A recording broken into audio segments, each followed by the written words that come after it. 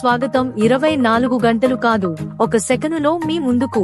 కోదాడలో ప్రాణం తీసిన water heater. Suryapet జిల్లా కోదాడ వాటర్ హీటర్ పట్టుకుని విద్యుత్ షాక్ తో గృహిణి మృతి చెందిన సంఘటన రూరల్ పోలీస్ స్టేషన్ పరిధిలోని కొమరబండ గ్రామంలో చోటు చేసుకుంది.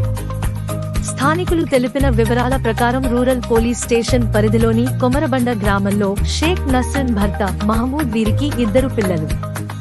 పిల్లల స్నానం కోసం వాటర్ హీటర్ తోటి నీటిని వేడి చేస్తున్న క్రమంలో షేక్ నస్రీన్ 28 విద్యుత్ షాక్ తగిలింది.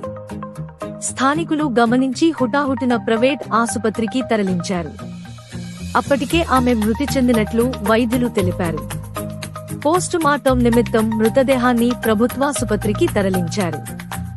మృతురాలి భర్త మహమ్మద్ ఫిర్యాదు మేరకు కేసు నమోదు చేసుకుని దర్యాప్తు చేస్తున్నట్లు ఎస్ఐ అనిల్ రెడ్డి తెలిపారు.